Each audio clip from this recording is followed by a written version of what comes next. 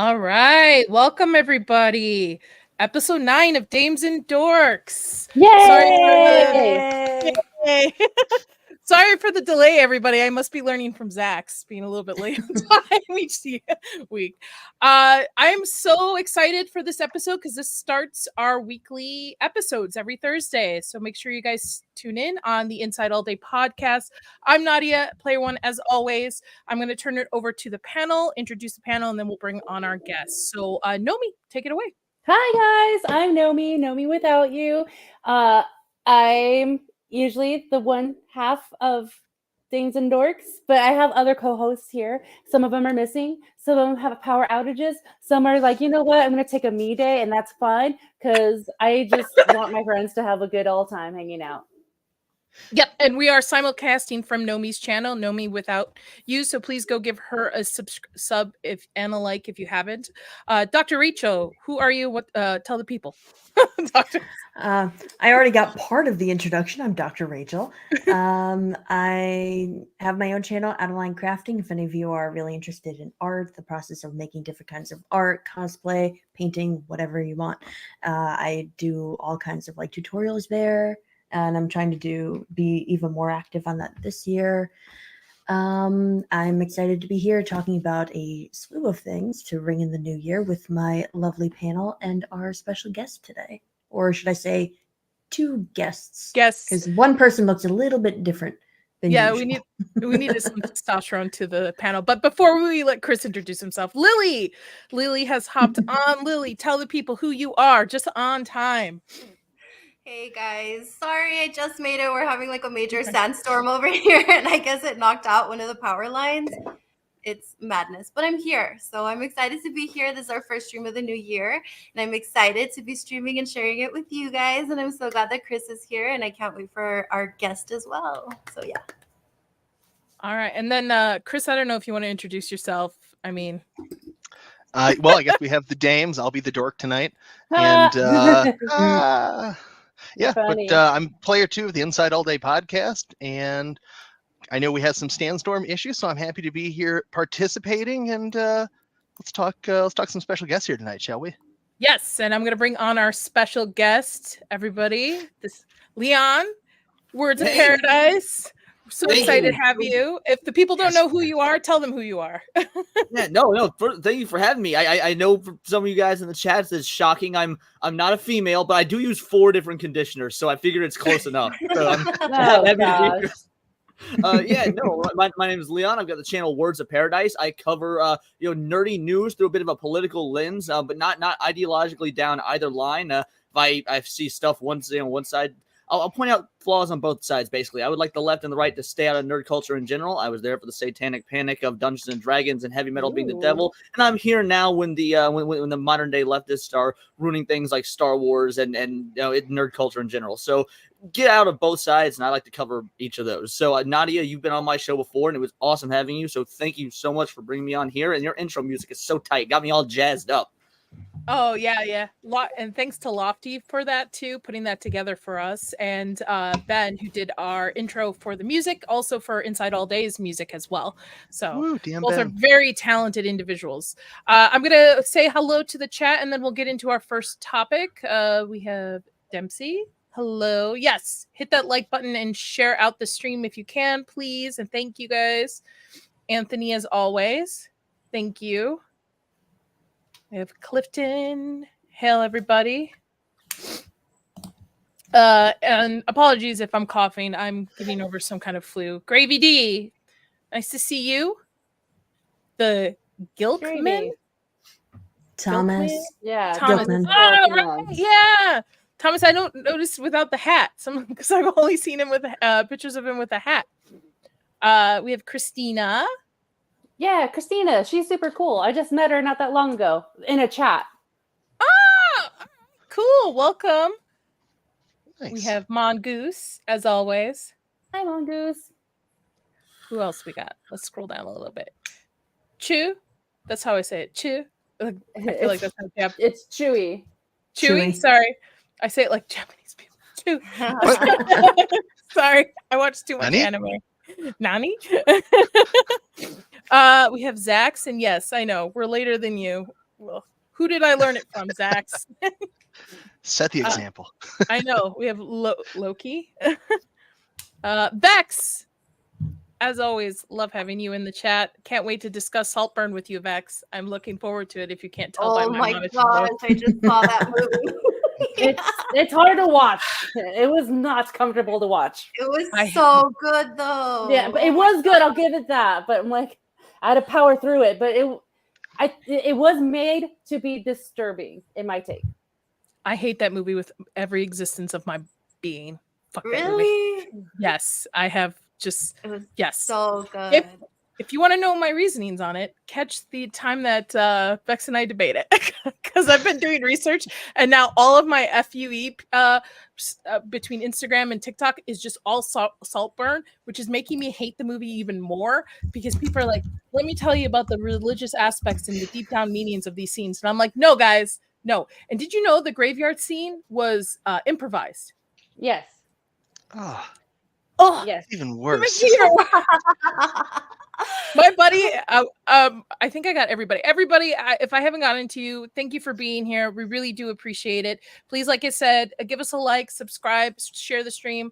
We're going to get into our first topic, which is going to be controversial, I guess, right? We'll see. Let me pull it up. I know Lily's dying to talk about this. There you go. The Force is female, right? That's what they keep telling me. Daisy Riddler. Batman. I support that cast. Female. It's about time we have Daisy a Riddler. female filmmaker come forward to shape the galaxy far, far away. So I know this has been in the news for a couple of days now, so this is nothing new. I'm sure our community has not heard for it. But what's everybody's thought on the fact that we now have? But she's a great documentary director. Like, I don't want to misplace giving her any credit for what she's done with bringing awareness to how women have suffered in other cultures that are not Western. So I don't want to take that away from her, but I don't feel like that makes her like directing a sci-fi film. Thoughts, panel, go for it. Don't all once. I'm gonna be real. I could not care less. This this story about her being the Force is female, woman shaping Star Wars. This and that. Does anyone care? Like, let's be real. Star Wars has been dead for 7 years at this point. They're just adding. I don't even know if they're even adding insult to injury. There's really nothing more you could do to insult Star Wars that hasn't been done already. So it's just Disney doesn't learn. That's really what it boils down to. What about you, Lily? You're our Star Wars expert.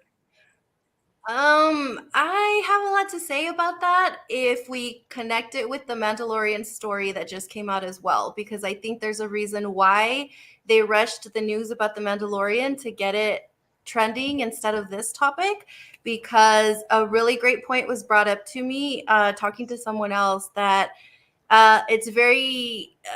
it's a little telling that she gave this interview to this magazine and now it's all over the place, but Star Wars themselves didn't release any news about it. And if you notice the Mandalorian news, that was actually posted to starwars.com.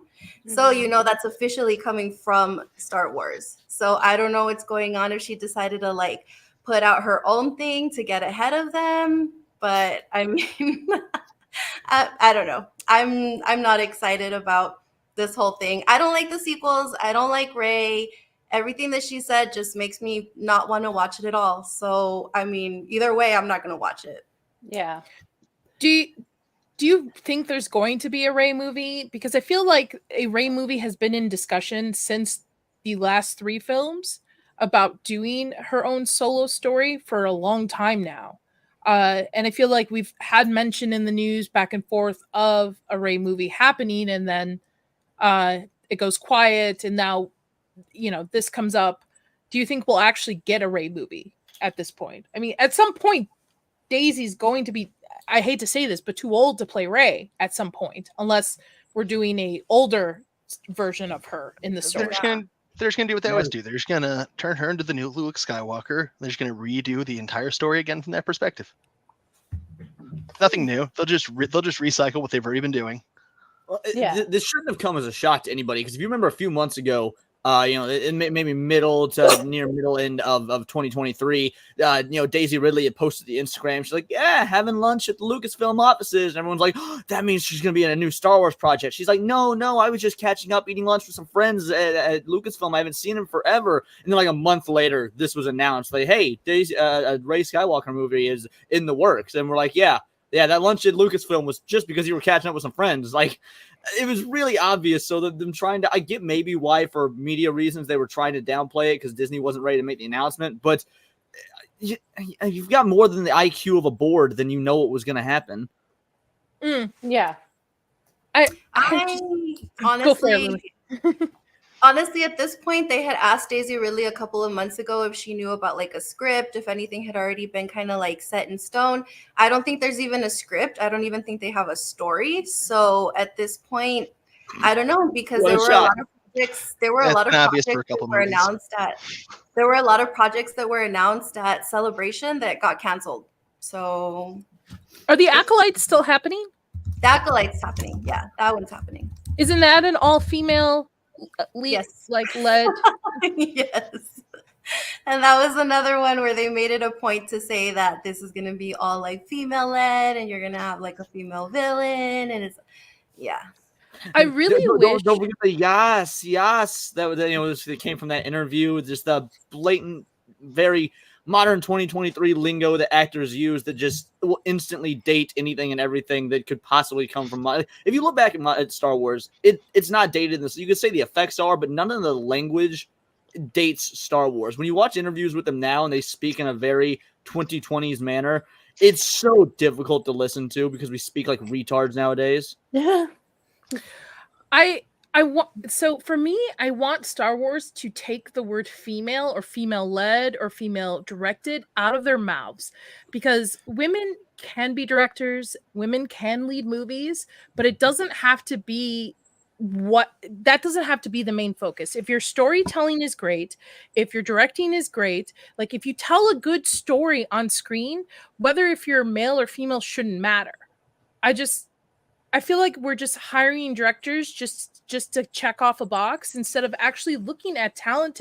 Even if they wanted to do female directors, go look for somebody that maybe is doing small movies, small sci-fi. Like that's their passion to do stuff, instead of just like, let's just check off a box saying, yep, okay, documentary person who's done this, female led this, instead of, and actually offer these jobs to people who like want the IP to succeed, want their storytelling to succeed. I'm not saying do a Rebel Moon because I heard that was shit, but I'm saying just like I'm an ardent defender of Rebel Moon.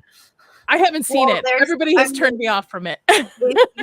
if you go back when the news broke that Patty Jenkins was going to be directing a Star Wars movie, no one brought that up. The fact that she was a woman wasn't brought up. Everyone liked the first Wonder Woman and we were all excited about it. It wasn't until 1984 came out that we're like, oh, okay, she's a great director. She's probably not such a great writer. Yeah. But no one brought that up. No one ever said, oh, why are we going to have a woman director? She's going to like mess up Star Wars. And then on the other side, nobody was like, you guys, we're going to have this like female that's leading a Star Wars movie, our first one. Aren't you all excited? Like nobody even brought that up. So it's crazy that they're bringing it up with Charmaine. And it's Greta Gerwig, for example. Greta Gerwig is a fantastic director. Now, I get it. Her movies are very much for women. Like I don't really think the remake of Little Women has anything to offer men, for example, and that's totally fine. You can say what you want about Barbie, but it was a very, very competently directed movie, even if you didn't like it. Greta Gerwig is a great director, not a great female director. So... Yes, I agree. And most of the Star Wars stuff that has come out that's been total garbage has been directed by men. So what does that say? Like, I men that had to listen to a woman, to be fair. Kathleen Kennedy's still in charge. So. It says release the Snyder Cut the first time. Which I mean, Kathleen Kennedy hired those directors. So I don't know what hold she has over the studios, because man, flop after flop after flop. You would think it'd be like, okay, Kathleen, it's time to retire on your terms, but it's time to retire. Like, I don't think that'll happen. Like Disney is one of the few companies that I don't want to get all tinfoil hatty, because not everything's some grand conspiracy. However, I think that in the case of Disney It very much is. At this point, they've got so much money to burn. They've got deeper pockets than any company out there. For them, the ideology is actually more important than making money because they can afford to lose money on project after project. So if they can stick it to the chuds by keeping Kathleen in there, they will do that regardless of the financial losses, purely because at this point it's a matter of pride, not a matter of financial savviness. Well, pride always comes before the fall. That's true. I mean, but we've been waiting for her fall, and it hasn't happened for year after year after year after year. Yeah, Well, you got to remember their plan of attack. If it doesn't work, you just got to double down because you didn't do it hard enough the first time. And I like that anybody that has been critical of this is automatically labeled right-wing. Automatically. I have friends who are left-leaning individuals who are Star Wars fans who even said this is a bad idea. Like, there is nothing in her resume that says, hey, I can do this or direct this. This is just putting more woke stuff into Star Wars, which is turning people more away, which is especially families, which is where Disney's, built their foundation, where all their money comes from at the end of the day is what they built around the family unit. Yeah. I mean, it happened to them, I believe, with what was that movie called? The Eternals, right? Wasn't that director also like a documentary filmmaker activist also? Yes. I don't know about documentary, but she did small indie films at least. Like, they were still narrative driven. She may have done documentaries as well, but I know she did at least one small indie film. She did I believe it's like an indie doc style film. Again, it has nothing to do with I feel like you need to hire people who have passions for these IP, not passive passions. Like for myself, I would not be a good Star Wars director because I've only seen the original and we like casually watch the other stuff. But for Lily, who is way more into this stuff, she would be a better director than me. Because she understands the lore, she understands the EU, she's that's her big fandom for it, and she has the passion for it. I have more sense to be more of a horror director because that's what I have the passion for. I think I'm confusing director with writer, though. A director just needs to be good at directing. We need a writer that cares about the IP, that could write a good Star Wars story. And then any talented director who's good at making things behind the camera or in front of the camera work, they should be able to do it as long as they're following what a writer that cares has written. Well, I kind of agree, but disagree also because a director also has their own style to it, who they cast, how they do cinematography, how they tell the story. Because you can give somebody shitty writing and they could at least maybe turn out something decent, or you can give somebody really great writing and the director could completely flop the film. So I think they go hand in hand. Oh, for sure. No, I agree with that. You obviously you still want a good, competent director. I just mean, like, a good director alone is not. If they hire if they hire someone like you just insert good director here, whether it be like Edgar Wright. I mean, Edgar Wright's an incredible director. I think probably the best modern director of all our times is Edgar Wright. If they could, if they hire him, he's not going to save a shitty agenda-laden script handed down by whoever Kathleen Kennedy handpicks to write this stuff. It might visually look good. Parts of The Last Jedi visually look good. Doesn't matter. That's still not fucking Star Wars. Yeah. I mean, nobody can take away that the sequels actually had some really beautiful shots, but the writing was just, it was atrocious. It was bad. But it's very interesting to me that we are now in a lifetime that if you disagree with something, you're automatically labeled something instead of having wide ranges of opinions. Like for myself, I'm probably very right leaning, probably middle right, but I liked Barbie, right? So because art is subjective. Like everybody on this panel has something they liked that the other person probably didn't like, but it doesn't label you a right-wing critic or extremist or a left, thing. It's just art is subjective. People should have opinions about things without having other things rammed down their throat about it. Well, I know go ahead, Words. No, go for it. Okay. Well, I was going to say, because I know the whole thing is no, you just hate female actresses. You just hate who they are and everything. It's okay, no, I never said anything about the actress. I just hate how they were written. They just kind of whoever directed it just self-inserted themselves and used this actress as a vessel to really push themselves in Star Wars versus creating a story. So yeah, we don't hate the actors, we just hate the story is all. So and that's why people get labeled like, oh, you're just a right-wing activist who just likes to hate. Like, no, I just like good content. I just like good stuff. They're characters because you use character. Yep. Character use character. Is there anything in the Star Wars universe in the last year other that's been anywhere decent? I mean, I know, and was it Andor was pretty good, but nobody watched it, and Ahsoka was atrocious. Even for somebody who has no idea the history of it, it was just we were 2 episodes and we're out on it. Does it have to be within the last year or just the last recent few years of Disney Star Wars? We'll say the last few recent years. I mean, yeah, the last couple of years. Because if we say the last year, there was nothing.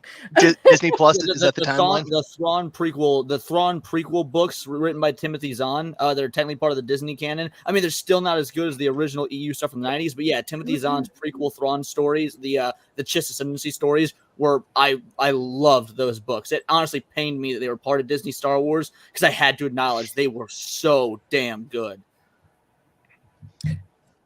What about you, Lily? Yeah.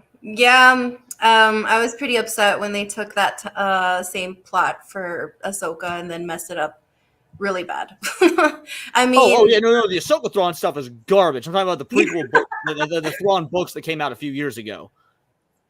No, but it's because they used the same plot of that for Ahsoka, but did it very badly. So are you? I just want to make sure we're on the same page because the stuff in Ahsoka had nothing to do with the Thrawn books that came out in like 2019. It was I mean, they took like how that entire story that Thrawn was the heir to the Empire after Vader was gone. So they tried to pull all of that into the Ahsoka show. Not that it that's the heir to the Empire books from the 90s. Those aren't the books I'm talking about. Yeah, Ahsoka destroyed the 90s heir to the Empire books by Timothy Zahn. However, there was a trilogy of books released a couple years ago written by Timothy Zahn that has nothing to do with the Star Wars universe. It all takes place in the Chiss Ascendancy, and it's just about a young Thrawn before it takes place during the Clone Wars era, but you never see the Clone Wars. It takes place in far space where the Chiss live, and the Ahsoka stuff didn't touch on any of that at all. So you can honestly. I was talking about the early books. No. I'm saying that in the last few years under Disney Star Wars, the Thrawn books were actually really good because they had nothing to do with Disney Star Wars. Oh yeah, and for me, The Mandalorian was the only thing that I was actually really excited for, and then of course season 3 came out. And they messed that up for themselves too. So now, no, there isn't anything that I've liked in the past couple of years from them as far as movies and TV shows go. Now, with the news that came out that they're going to they're going to be making a movie of The Mandalorian and Grogu, and Jon Favreau leading it, like, what's your take on that, Lily? I think Leah nailed it.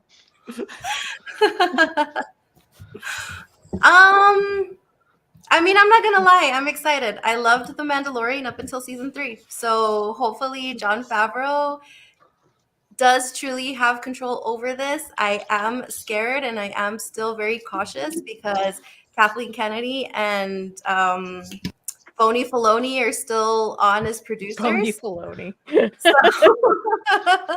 So I'm cautious, but right now I'm like cautiously excited. I really wanted to see this movie, and like, I know everybody hates on The Mandalorian. I could care less. This is a thing that connected me to my nephew with Star Wars, so this is our thing. I'm always gonna love Grogu and Din Djarin. So for me, I'm excited. No, it's funny you say that because my dad took me to see literally every single Star Wars film in theaters from Phantom Menace onwards, and he and I have even gone to re-releases of Return of the Jedi for the 30th anniversary. But when Rogue One came out, at this point I'm in my mid-20s, and I text my dad, I was like, "Hey, you want to take your son to see a Star Wars movie and pay for it for old time's sakes? You know, just screw with my dad." He's like, "Yeah, let's do it." And I was like, "Oh," and so me and my dad went and saw Rogue One in theaters, and I've not rewatched it since because I really liked it, and I don't want to rewatch it and then realize maybe this movie sucks, and the only reason I enjoyed it so much is because of what it meant for me and my dad to see the last Star Wars thing he and I experienced in theaters together. So I totally get what you mean about the nephew aspect, and it frightens me to try and rewatch Rogue One because of that. You're doing the right thing. You know what? I I don't think Rogue One sucks. I think it's actually a good movie. I don't know. A lot of people have a lot of issues with it, but I don't know if it's just because in comparison to the sequels, but I mean, we didn't have the sequels when we first got Rogue One. So Yeah, I we just had remember Force liking it. Awakens. Yeah, I remember liking it at the time. And I was like, oh no, this is good. I like it. I've never seen Solo. I've heard Dude, me neither. I skipped it. I heard they never changed the It was- backstory of how Han and Chewie met. I was like, they changed the backstory, then fuck it, I'm out. It was pretty bad. I never watched. Chris, never I know you have. I know you have opinions about about Rogue One. Yes. Well, I like my real main gripe with Rogue One. It's my argument every single time. It is a movie full of just unlikable characters, except for the one character that's supposed to be unlikable, the droid whose name I can't think of right now. K2SO. Yeah, thank you. And he was the comedic relief. Like, he was easily the best part of that film. And I just think that they were all just generally very, well, again, characters could use character. They were just looking at Alan Tudyk can do no wrong, so it makes sense right you loved now. him. I will say though, I like Rogue One more than I liked Saltburn. Now, by looking at it, perspective. Well, it's all perspective. What do you guys? I mean, I know Star Wars is pretty much dead to everybody, but what do you think it would take for them to redeem themselves? Get rid of Kathleen Kennedy. Okay, very obvious answer. That's step one for sure. Take a break. No more movies or TV shows. Do what they did in the early in the 2000s after Revenge of the Sith. You know what we got after Revenge of the Sith? Several amazing video games and books, and that was it. Nothing on screen in terms of the stuff being filmed. You had Knights of the Old Republic, which are renowned as some of the greatest games of all time. Not just Star Wars games, but some of the greatest RPGs ever made. You had the Force, the Force Unleashed, which it was one of the very first pieces of media to actually delve in between the time period between episodes 3 and 4, and this is before the Disney buyout, so at the time it was considered canon. There was great. Oh, it was like the Lucas Arts focused on making fantastic Star Wars stories in the video game space, and because there was not the same limitations you had with TV and film. So if you get rid of Kathleen Kennedy and then get rid of movies and TV, focus on expanding the world with your books and video games, that's got a chance of maybe winning 10% of your fans back. I feel Marvel would have to do the same thing too. To me, I've always told Chris, if they handed Marvel over to me tomorrow, I would say we're going to shut down productions on everything, take at least a year break, and then come back stronger with a really good Fantastic Four film, and then start off with the mutants and go and just take it from there. Instead I don't think a year's enough time. I think you're being too generous with that. You got to give people a solid 2 years, maybe. I'm thinking a year, just at least to build up the hype to it, and then you stick to your sources, your source material. You get writers in there who know the stuff, who again love the stuff, grew up with it. This is their jam. They want to bring it to screen. I understand there's some limitations when you're adapting things like that, and you have to kind of change it a little bit for screen, but just take the break, and then you're retiring Iron Man, Captain America, all that, and you're forward with the mutants and go with that. But of course, I would never be handed Marvel, but that's my take. Is it because you're one of those alt-right Nazis? Is that why they'll never hand you Marvel? I know, right? It's similar to what James Gunn, I have a lot of issues with James Gunn, but he's a great writer and storyteller. He's got a little more hits than misses. I liked Peacemaker a lot, but he's doing in a sense the same thing. Like, as soon as Aquaman wrapped, we're done. Hey, we're going to take a break. We're going to come back and we're going to build slowly leading up to Superman, Batman, and all of these other things. So whether it works out or not, depending on how it comes out, I still think that's a better idea than just like, hey, let's, we had Echo, which I haven't seen, but it got shortened down to what, like 5 episodes, 5, 6, when it was supposed to be 8 or 9, which I'm told. Wow. Yeah. I'm told 5 too many. Instead of chopping these things and reshoots and re-edits, just take a break. Disney, focus on your parks. That's where your money is anyway. Focus on your parks. Get all that. But No, but they're too busy taking out Splash Mountain. Honestly, and that's putting good something advice else in for there. pretty much anyone in Hollywood. Yeah, Mm. for sure. Well, I mean, that yeah. kind of. Go ahead. No, sorry, Go go for it. No, go for it. No. Why pull up something? Go ahead. Oh, I was going to say, Nomi is hit the nail on the head. I actually went to Disney World, not this past summer, the summer before that, and I'm very happy that I'd been before when I was like 13 years old, but I went a year and a half ago, and I got to ride on Splash Mountain, and honestly, I'm real happy I got that chance, knowing that bastion of what has always been at Disney World is going to be gone now, and it was so. And honestly, my trip to Disney World, God, it was absurd. I think it cost almost $10,000 when all was said and done. And that's not how it was. And now, granted, I wasn't paying for a whole lot in 2013 when I was 13 back in like 2005 or whenever it was that I went, but it was very much not. I would imagine my grandparents did not have the financial resources to do a $10,000 trip. Disney has gotten insanely over, and obviously it's not just their fault. The economy goes into it as a whole, but they're not doing anything to help. There's no way that they're not offsetting any of their prices. The food is incredibly overpriced. The tickets themselves were just a nightmare. We had to get a certain third party app that we had to pay extra for to make sure that we had our rides scheduled out to get priority rides and whatnot, so that we could actually experience it. It just wasn't fun. As someone who's gone to theme parks all over the world, or not over the world, all over the US, I was actually really disappointed in my Disney World trip comparatively to other theme parks, even if I'm happy that I got the chance to go as an adult. Mm-hmm. Well, because it used to be an affordable vacation that you could take maybe 1 or 2 years as a family, or 4 or 5. Like I remember as a kid, we could go almost every other year, and now it's almost like a down payment on a house to be able to afford to have a decent trip. Not even like a luxurious trip where you're getting all the 5 stars, just to have a decent family trip. It's almost like putting a down payment on a house for this stuff.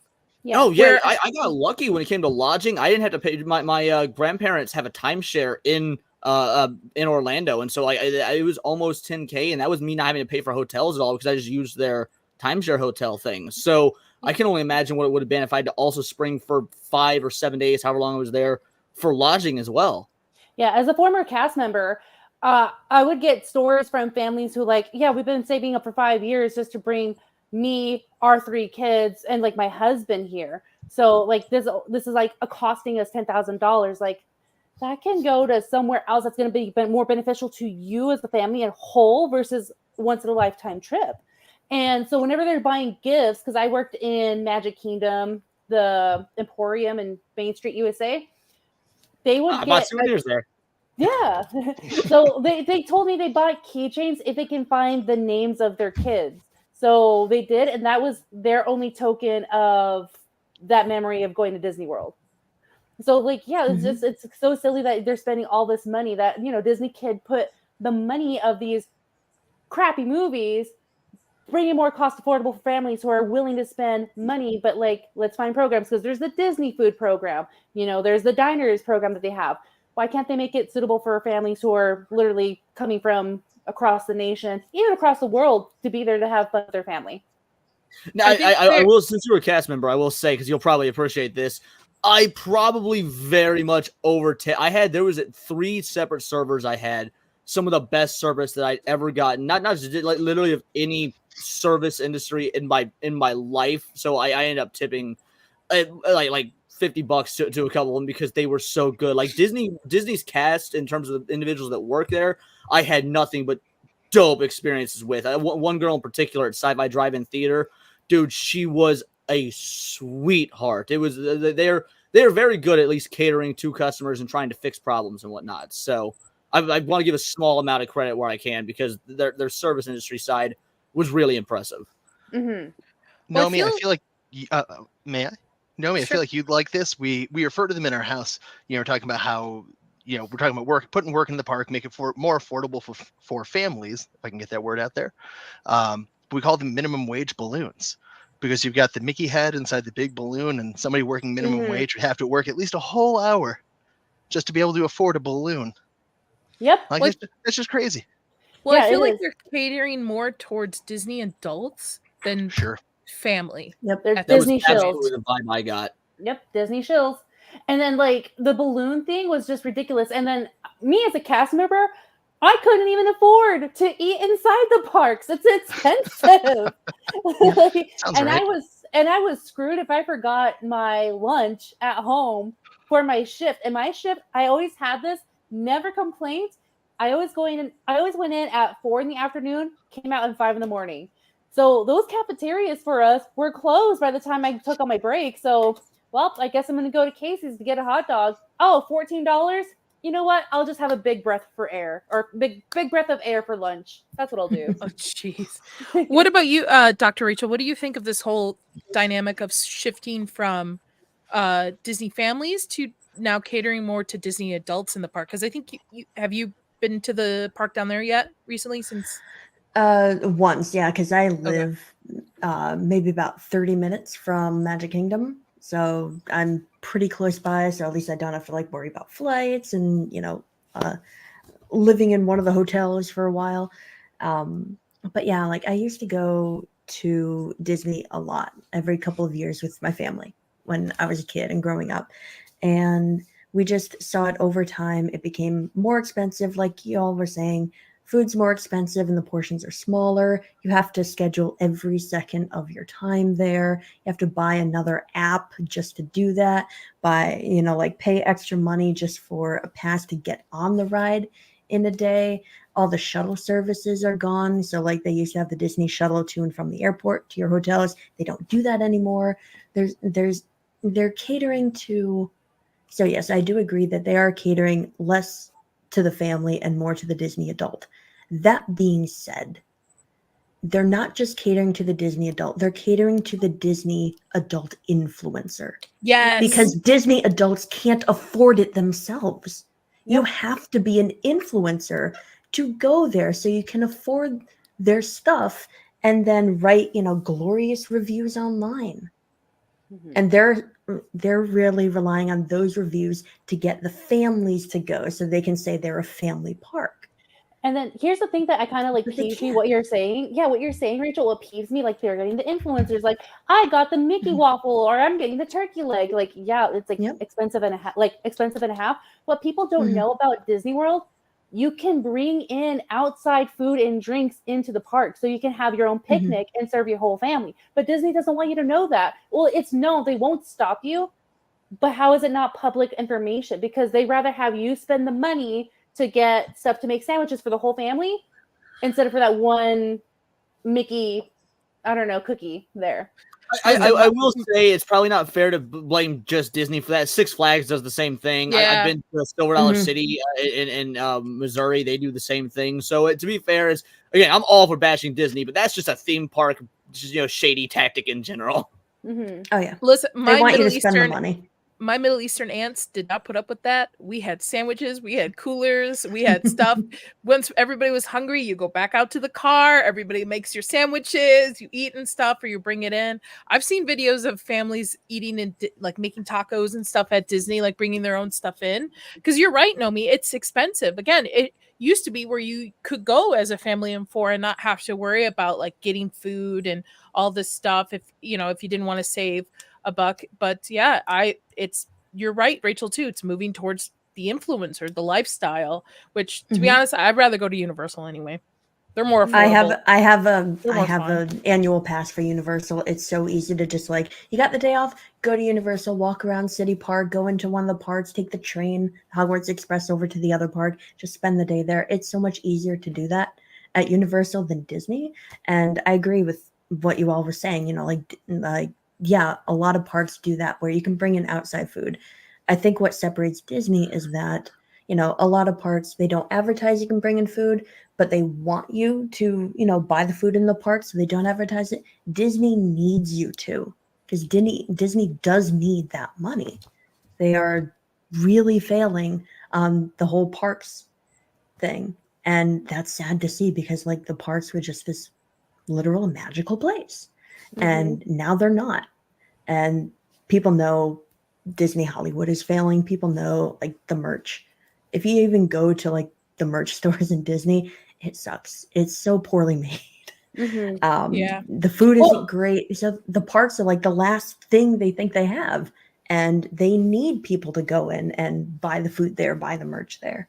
Well, isn't it like, I think it was Tom the Rogue Attraction, because he, we all know him. He goes to the parks like every day, but he showed that Disney or Star Wars came out with like these types of brand, like sweaters or shirts, and they were just poorly designed. Like they weren't selling. Oh yeah.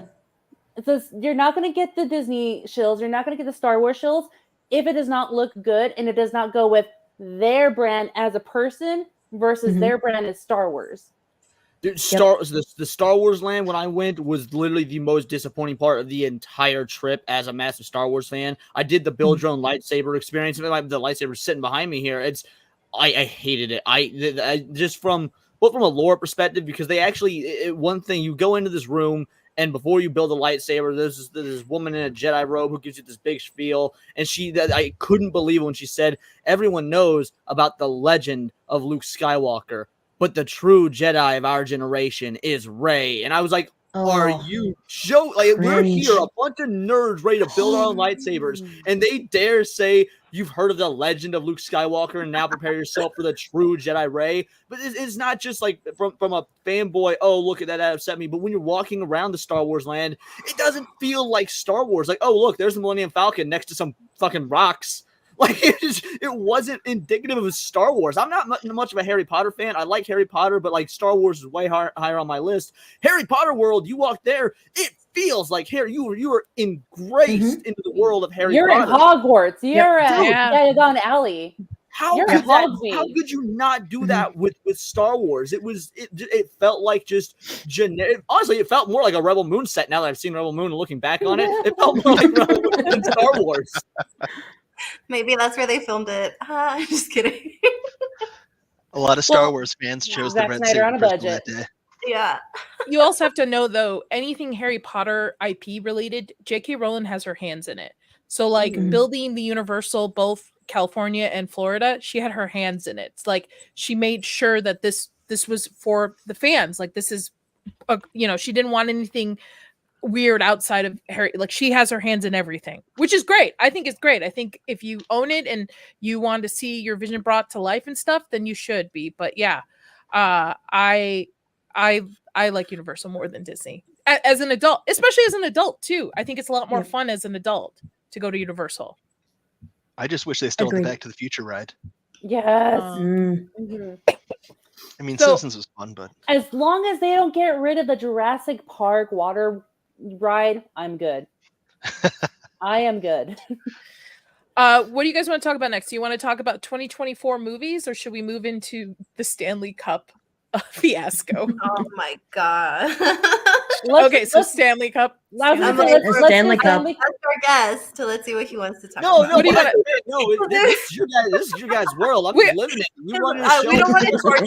I'm an opinionated. How about we do this? I'm gonna have opinions no matter what. So how about we do this? We do the Stanley Cup, and then we'll go back into 2024 movies. We'll take a break. I was gonna suggest that. I'm like, I don't want him to be here. Then he's like, why are we talking about this? No. So, again, if I have no opinion on something, then that means I'm doing it wrong. You can give me a cursory headline. I'll be like, that's it. Time to go full force. Let's do it.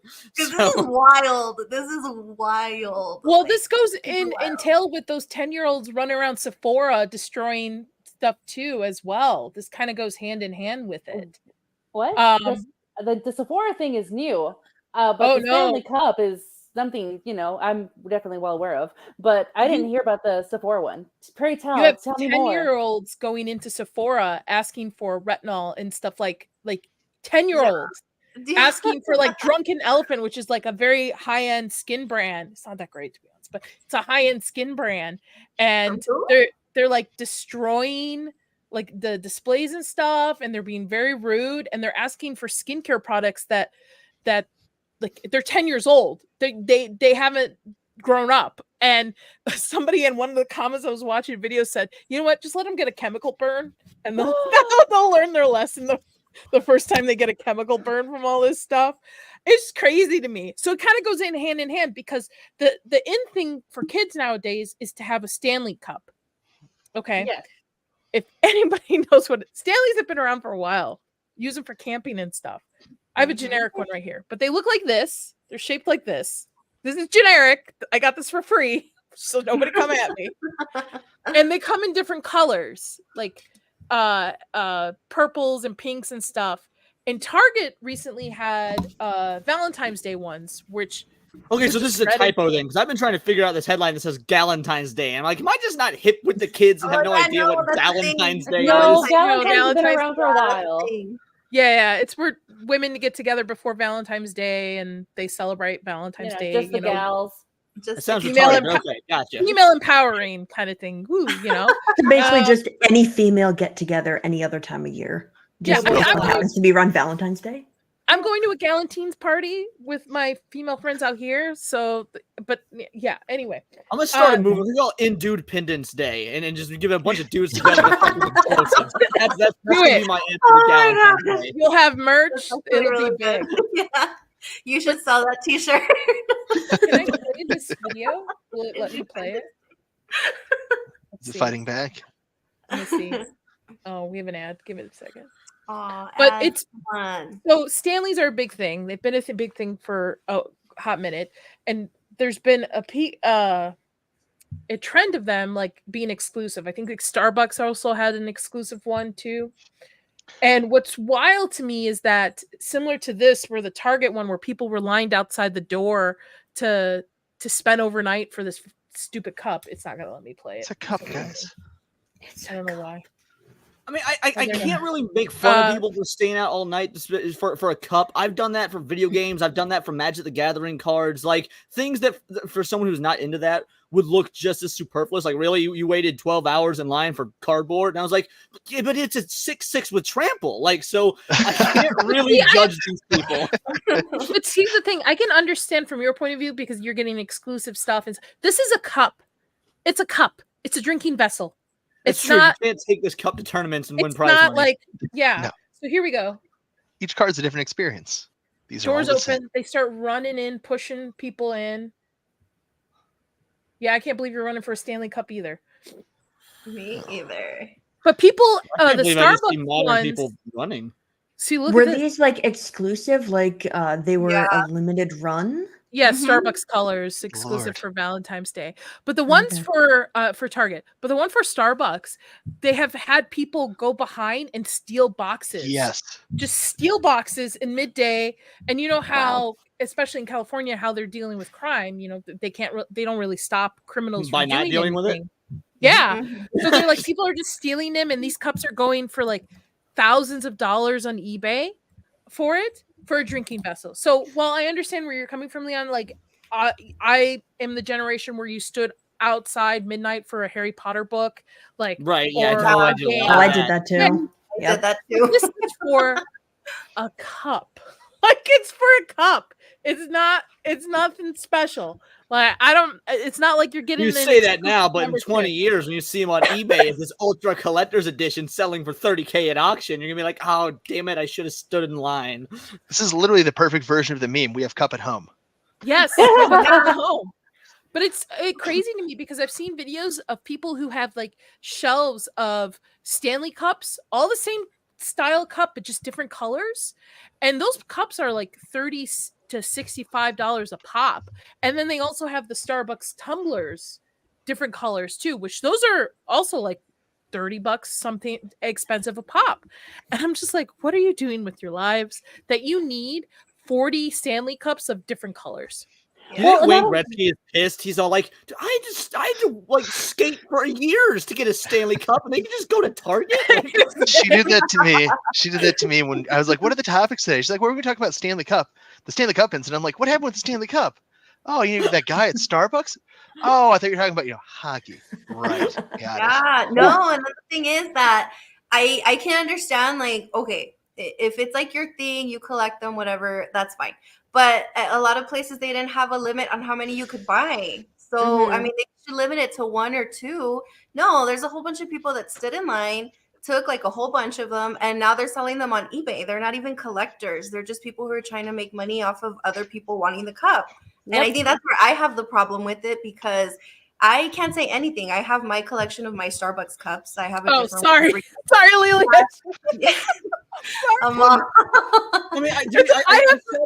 I got 3 of them. I have 3 of them. I have my collection, but I justify it because they don't all look the same. They have different patterns. They have different. I was gonna say that it's for accessorizing. Listen, I get it. The Stanley Cups all look the same, so I'm like, really, all you need are like a couple of primary colors, and that's it. But like mine, they have different textures, they have different patterns, they look different. So I can show you all of the ones I've collected, and you'd be like, okay, that's okay, that's a little crazy, but I can see why you're collecting them because they're pretty. but the Stanley Cups, I can't. I get you. I have 3 of them. They're all different texture, all different color, and the only reason I have them is I rack up enough points, and then I just use the points. Exactly. That's what I do. Yeah, exactly. No, let me sit here on the internet and judge people while I have walls and shelves myself full of Funko Pops and amiibos, right? Well, no, how dare you collect cups? You villains and I remember in 2007, the PlayStation 3 was like ridiculously underproduced, and so people were going to Kmart at midnight and buying a PlayStation 3 for $500 whatever it was, then selling it on eBay for $1,200. But while I even back then thought that was ridiculous, at least there's a utilitarian aspect to it, and like, hey, there's going to be God knows how many games you're going to get this to play this for years. It's a new technological step up the ladder. So in the the gaming industry became the biggest entertainment industry in the world, eclipsing Hollywood. So like, I thought it was dumb, but I understood it.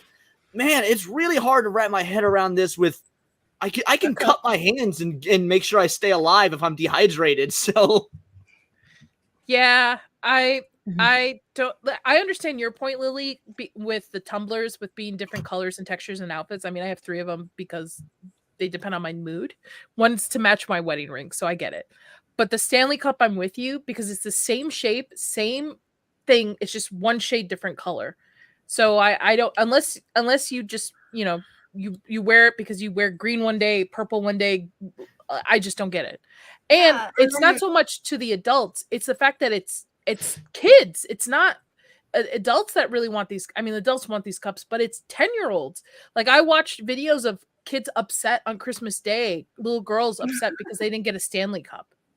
That's so fucked up. When I was a kid, it was gel pens. They were like 75 cents. Gel pens.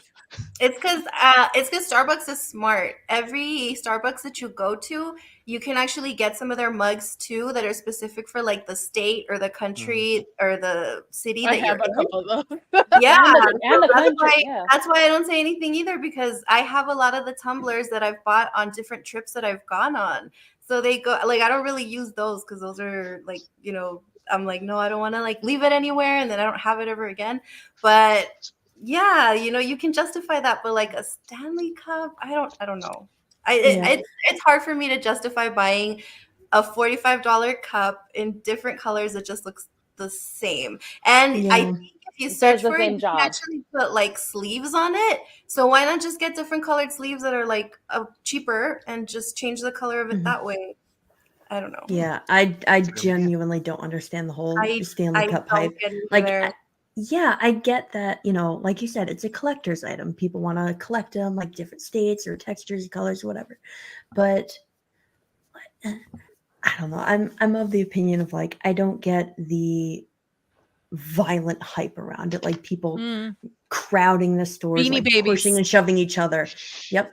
I remember Beanie Baby craze. I remember Webkins when those things first came out. They were like the new version of Beanie Babies where they had a code on them, and then you could input the code into a computer to have like a virtual pet version of it too. I remember That's so cool. So kind of like Tamagotchis. Yeah. But it was like marry a Tamagotchi with a Beanie Baby. That's what those things were. Like there were so many crazes, but people, even like when they came out, even when they were like limited run, people weren't camping outside and then pushing and shoving each other like they were in that video. So that's the part of the Stanley Cup that I'm very much against. Like, if you want, cup, go to like conventions always have pin trading, right?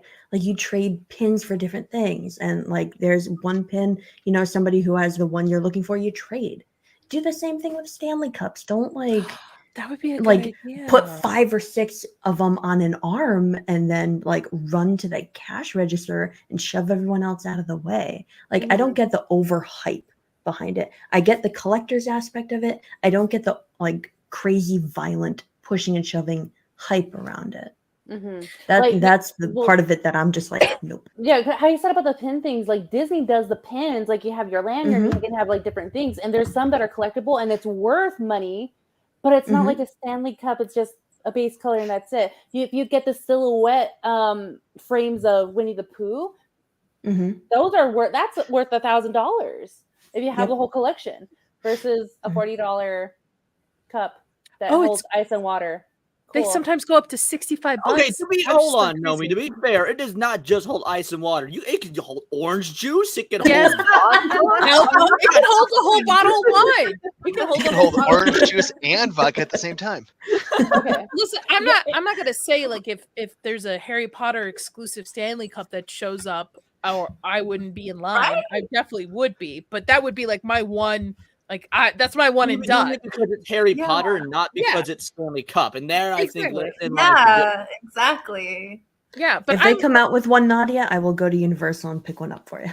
Oh, I still want the little headwind, little owl that you can sit on your little shoulder and just be like. Yeah, Tom, Rogue Attraction was talking about that one. It was so cute. I want one so badly. I've been reading Harry Potter fan fiction that I'm indulged in right now, but that's neither here or there on that. Okay, so are we Stanley out? Are we Stanley out? We're gonna talk. Let's talk about 2024 movies. Now, I have a little bit of a graph, but it's not every single movie that is coming out. I know there's a ton of others, but let's see if I can find this. Where'd it go? 2024 is stacked. I don't care what pretentious individuals say. I think 2024 looks great. Yes. Oh, this graph is weak. What do you mean weak? Oh, dude, there was one that I used that was like 18 or 26 movies. Yeah, or something I know. That. Yours had like a bunch of sequels. This is not at least okay. Maybe there's Deadpool 3 is a sequel. Yeah. Uncle Panda 4 is a sequel. Gladiator 2 is a sequel. I wanted something a little bit more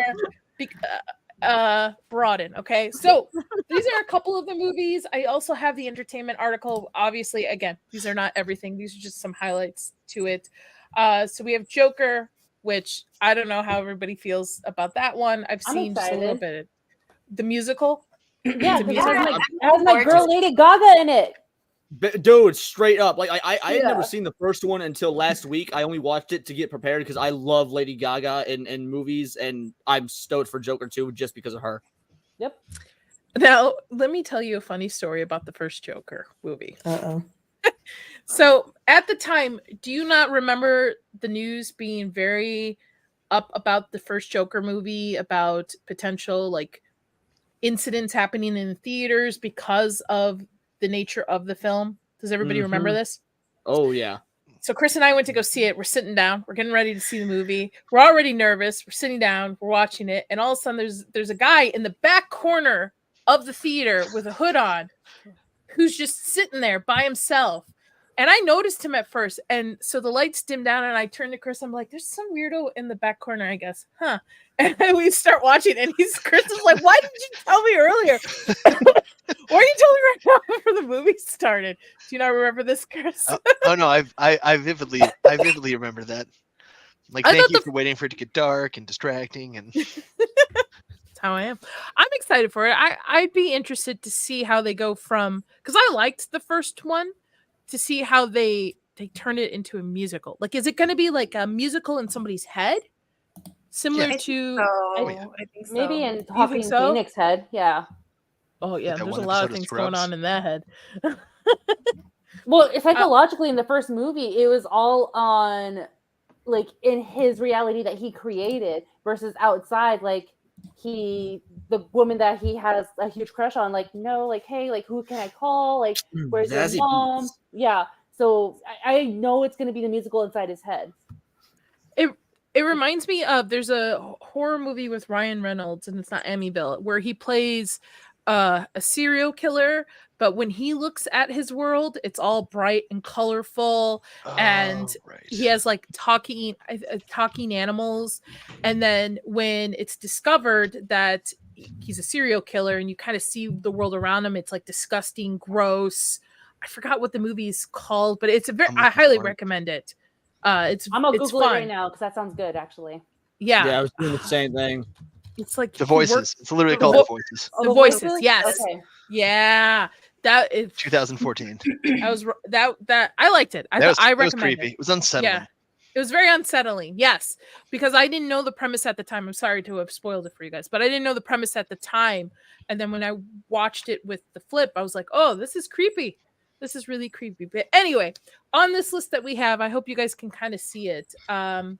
We have Nosferatu, we have Maxine, which I'm actually excited for. Deadpool 3, Spider-Man Beyond the Spider-Verse. Mickey 17, I don't think should be on this list because I think it got announced it's going to be on hold indefinitely. Indefinitely delayed, yeah.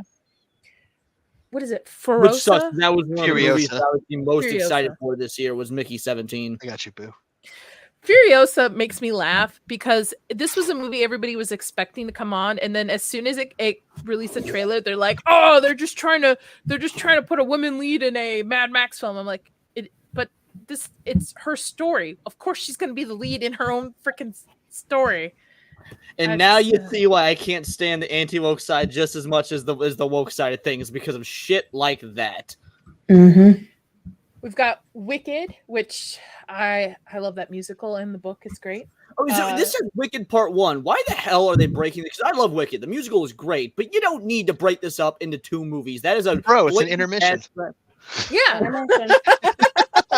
Oh, yeah, a year and a half intermission. Okay, fair enough. I love the book that the musical is based off of. The book is definitely it's way more adult. Way more adult. Yeah, fair enough. The musical is great. I'll just take the book. Come on, it's better. Lily, have you read it? Yeah, I've read it. Man, I want to go back and read it because I want to read the entire series because there's an entire series about this. But the musical is definitely a lighter version of the book. Yeah. See, it's funny because the Beetlejuice musical is a far heavier version than the movie in terms of like its adult content. I don't know if you've seen the Beetlejuice musical, but it's like hard R-rated. So I have not, but I've seen the Scream parody musical, which was fantastic. I thought that was great. That was a lot of fun. That was a lot of fun. Yeah, man, if you're a Beetlejuice fan, I highly recommend the Beetlejuice musical. It's better than the movie. Straight up. It was here in Vegas, but it left by the time I knew it was here. So hopefully it comes back around. We have Captain America: The New World Order, Mission Impossible: Dead Reckoning Part 2. I know, exciting. Madam Web, which I'm sure everybody's excited for. Beetlejuice 2, which I'm a big Beetlejuice fan. I like Beetlejuice better than I like Hocus Pocus during Halloween. Mm-hmm. Good. I don't think a sequel's going to do so good. I like really? both. You're excited I'm still excited for this. Oh yeah, no, I think Beetlejuice 2 is going to be the surprise sleeper hit of the year. I really do. I think people are going to go in. I think people are going to go in not expecting much. They're going to walk out and be like, "How the hell did Beetlejuice 2 become one of the best movies of 2024?" I think it's going to surprise people. I really do. I can't tell if you're serious. I hope so. No, I'm being 100% serious. I don't even like Beetlejuice, and I agree. I don't know, man. I feel like Tim Burton's a hit or miss lately for the last couple of them, and I just feel like Beetlejuice is great on its own, and to make a sequel to it, I don't think it can live up to the first one as well. Never seen Beetlejuice. The first Beetlejuice is a great lot of fun. The cartoon from the 90s was a lot of fun. The musical is one of the best musicals I've ever seen. Again, Beetlejuice has done so much right in its longevity, like ever since it came out in the late 80s, 87, I think. I got no reason to believe that Beetlejuice 2 is going to fail. People have been asking for this movie for like 20 years. We also have Disney Snow White on here, but I also want to mention that we also will have what's it called? Snow White's version. They're putting out their own. Daily Wire's Snow White, which I heard Lady Ballers wasn't that great, which was a disappointment. I was kind of looking forward to seeing that. I heard the same. A Quiet Place, which day one, which again, another movie that I feel doesn't need to be made. The sequel was not great to begin with. The first one's great. because it's a different look at the genre. It's great. I thought it was a lot of fun. Second one, kind of sucked. I don't think they need to be a third one. And this is a prequel. Like at some point with monster movies, I don't need the whole lore behind everything, because sometimes when you leave stuff out and you let let people have imaginations of stuff, it plays more to the story than like flushing out every single thing. Like I don't need to know why the aliens invaded us. I don't need to know how day one. It kind of leaves to your imagination of the little bit of storytelling that was given in the first two movies.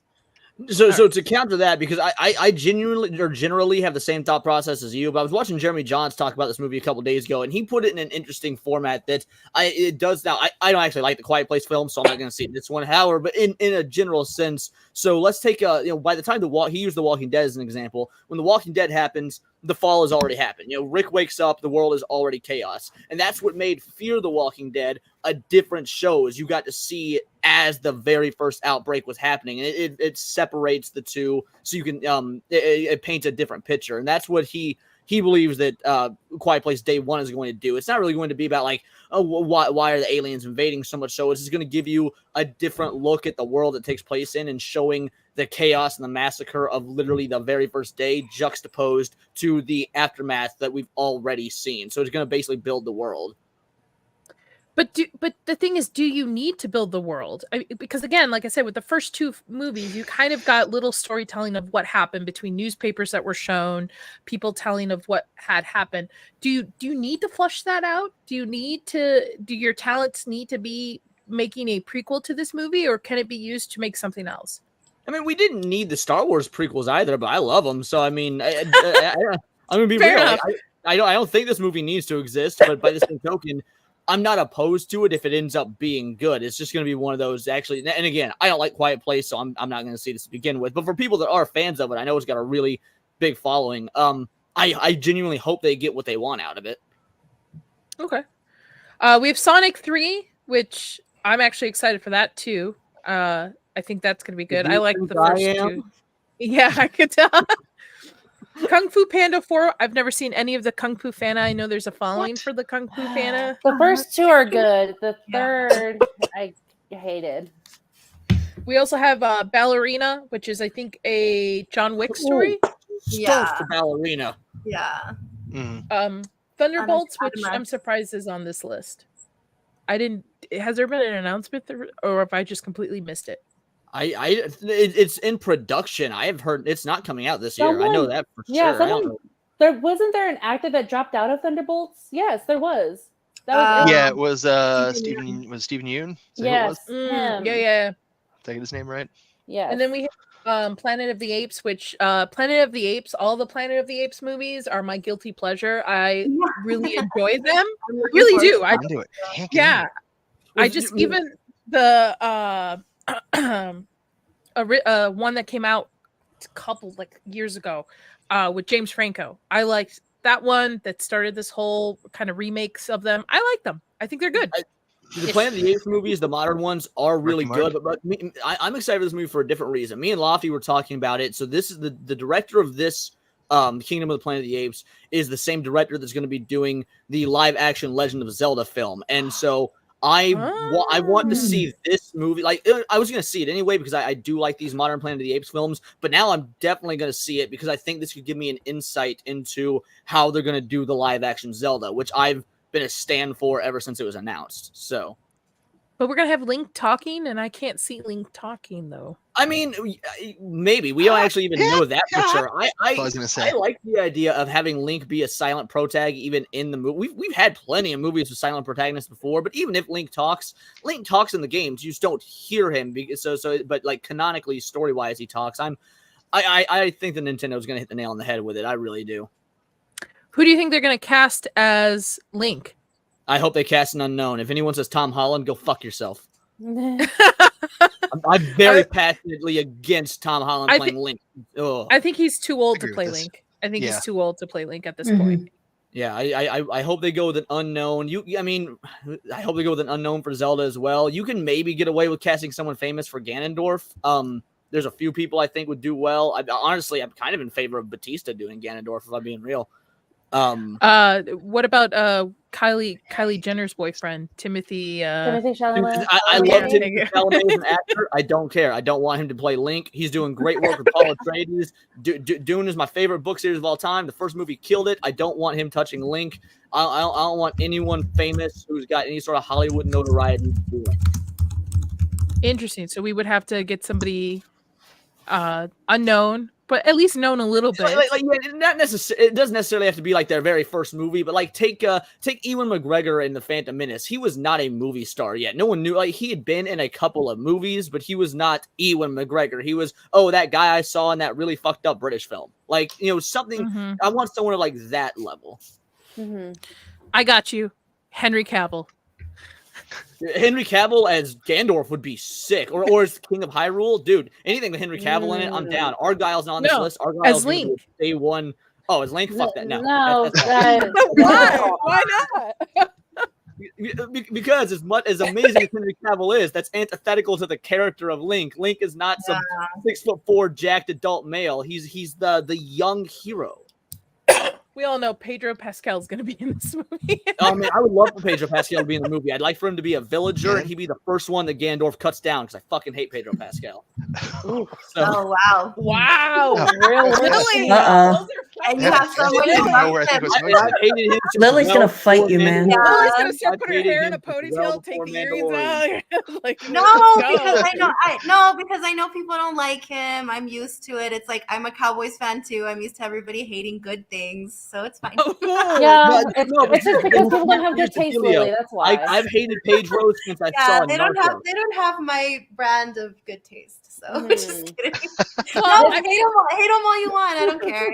It doesn't matter to me either way. He's the only reason why I watched The Last of Us. I mean, speaking of The Last of Us, let me pull up that. We'll kind of go off a little off the rails. So I've never played the games The Last of Us. I know the story. I know where it goes. I kind of saw this casting coming because it was kind of speculated months prior before it was announced that she's going to be playing Abby, Caitlin Dever, who plays what's that new alien horror movie that everybody likes? No one can. Yeah, this is the lead for it. Yeah. I mean, that was a great movie. She was good in that. I'll be real. This game absolutely sucked. This was atrocious, and this character spit in the faces of gamers all over the world. So I hope you're prepared for the hate you're going to get, girly, because it's going to come. Like, that's just an unfortunate reality. You're going to have an inbox full of dudes telling you to kill yourself, and that's on you. That's true. I would just send her some golf clubs. Plus, she doesn't even look anything like the Abby. character. Like, she's tiny. What? You need to be like a nail on the head, didn't you? She looks like a kid. Yeah. She needs to be a muscle mommy. You need a muscle mommy. Should have given it to Hillary Duff since she's a muscle mommy now. They couldn't find a woman. He literally said they couldn't find a woman in real life that has that sort of body. No shit. You mean you're validating the thing that gamers have been saying since the game came out, that in an apocalypse where food is scarce, you've got this woman jacked to the gills. People have been complaining, they hate her because she's a strong woman. No, we hate her because it breaks the immersion of a post-apocalyptic world. And now you fully admit, it's unrealistic because you can't find an actress that can actually do that. But what about representation, Leon? What about representation? Weren't they making these characters to be representative of people so they could see themselves in it? But now they're saying, it's actually not representative because we can't find an actor with that body. So is it representation or is it not representation? Right here. I mean, muscle mommy going on. There are plenty of trans UFC fighters they probably could just plucked out of UFC to make a movie with. That's an option. True. I mean, I think Gina is beautiful, but she's also very, at her prime, she's very muscular, and still is. She could easily have played, but she's not old enough. The thing is that Hillary's also still like 5'3". Gina's like 5'8". Yeah, she's still taller. Like, you can't just cast someone who's tiny in height and in weight. You have to cast somebody that you can actually see taking on. Like, Pedro's 5'11". This girl that they cast is 5'2". Even with all the muscles, do you think that she could possibly beat him up? No. Zach says nobody can look big next to Bella Ramsey's 5 head. Oh, By the way, whoever is that girl's or whatever, whoever is her stylist needs to be fired because of her Golden Globes outfit. I understand they're trying to, because she's what's it, like she's binary or something. Yeah. I understand that's fine, but you can have other clothing as non-binary, and I think she looked like she was wearing some grandpa's outfit to the Golden Globes. Just think you can't say grandpa. That's style gender has language. come out, because if you saw Billie Eilish, she was in something just as weird. And I don't get it. Billie Eilish can get away with it because she's attractive, at least moderately compared to Bella Ramsey. Let's be real. Bella Ramsey got a Downs face. It is what it is. Yeah. She actually ruined The Last of Us for me. I couldn't finish it because I didn't like her. Yeah. It was Don't terrible. summon Shane Gillis. Her acting was dry. Like she couldn't deliver.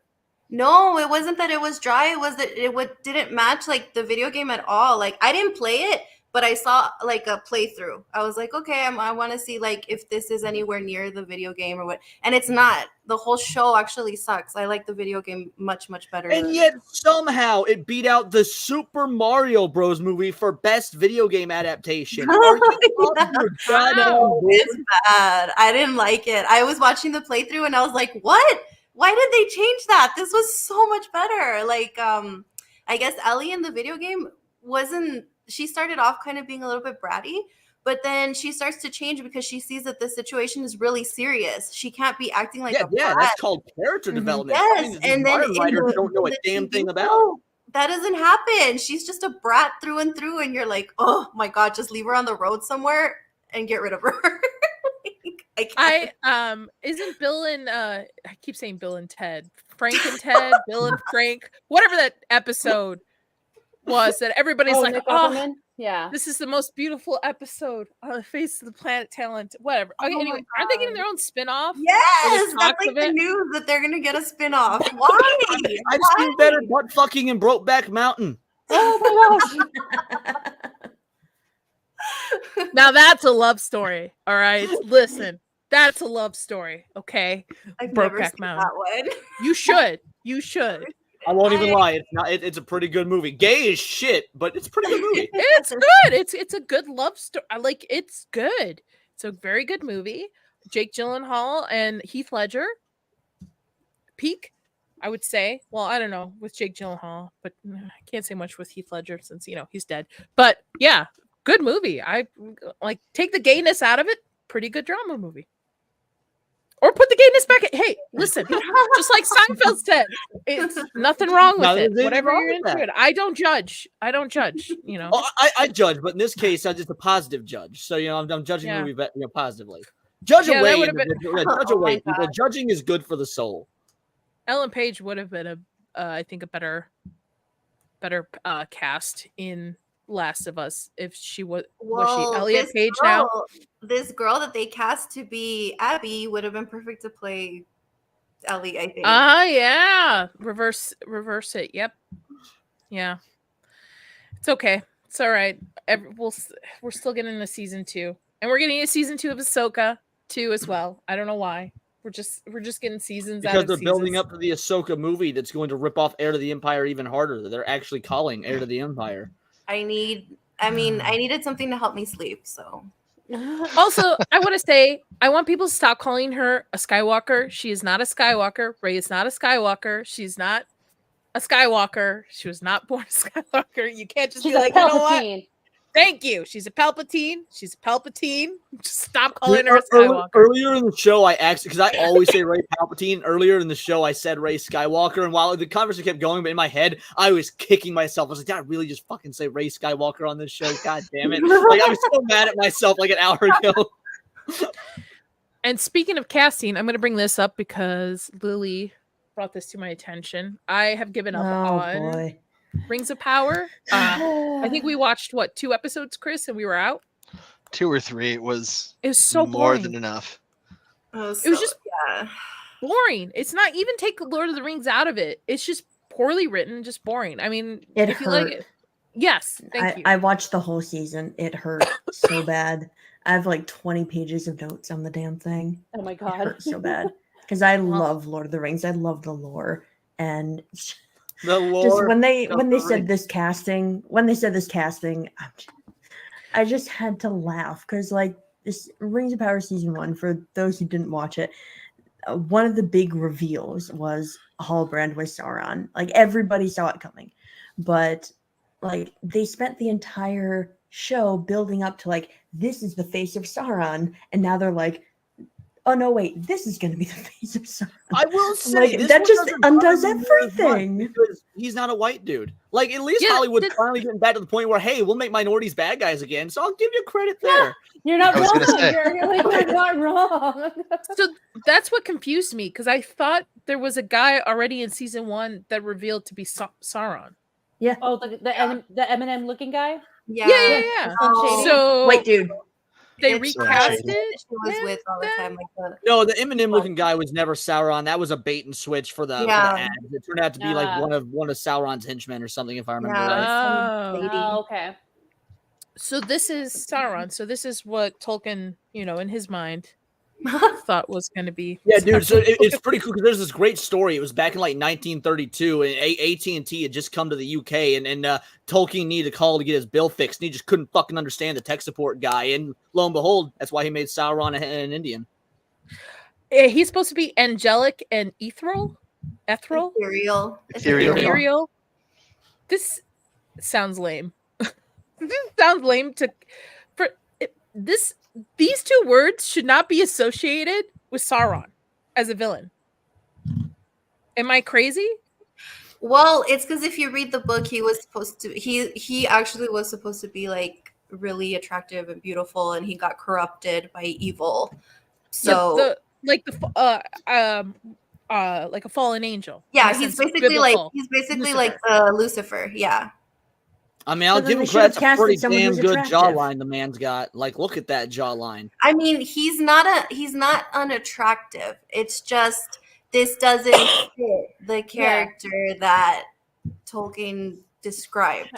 It's not the character that Yeah, he doesn't look like a just- giant eye at all. Yeah. It's not what Tolkien envisioned. Like he really isn't a bad looking dude. I'd be interested, honestly, but he's not Sauron. He's- Apparently, Nomi would. Let's see Sauron, meet me in the Shire at midnight. Like, I mean, hey, if you're there, I'll meet you. But this is not a role for him. Kind of like what's that actress that I don't like, but she's in Harry Potter?